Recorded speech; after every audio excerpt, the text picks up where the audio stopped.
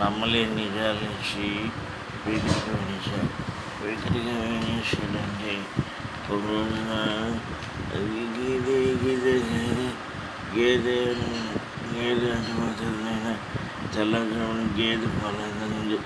ఏం గేదె జ్వరం అంటే అంత కుదరదు జ్వరం, అది గేదె కింద నుంచి పైన గేదె అటైతే ఏమైంది, మనిషికి మనిషి నేను ఎట్టుండేది ఇంట్లో, మనిషి నా గురించి నేను ఎట్టుండేది ఒకనే అని నేను అనలేదు. కానీ సమస్య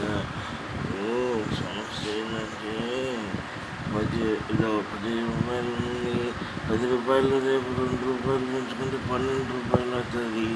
ఒక్క రోజు 8 రూపాయలు, ఈ ముందు రోజు 10 రూపాయలు సంపాదించి ఎంత అవుతుంది?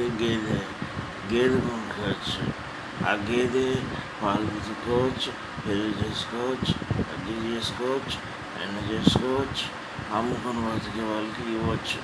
ఈ విధంగా మనము 10 రూపాయలు, 12 రూపాయలు, 8 రూపాయలు అనేది సేవ్ చేసి పెట్టుకున్నాం అనుకో, నన్ను కూడా ఇంకొక ఇద్దరికి నా లెక్కను తీసుకుని రావచ్చు.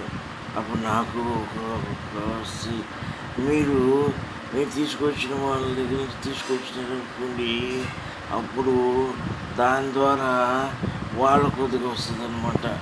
అంటే ఒక ప్లాస్టిక్ కొనండి మీరు, అప్పుడు ఆ ప్లాస్టిక్ 10,000 పెట్టుకున్నారనుకోండి, ఆ ప్లాస్టిక్ ఎడైపోతే 10,000 లాభం, నష్టం వచ్చిందనుకో 12,000, అప్పుడు 8,000 అనే వారి దగ్గర ఉంటుంది కదా, అది అట్లా ఉంటుంది అనమాట వస్తుంది.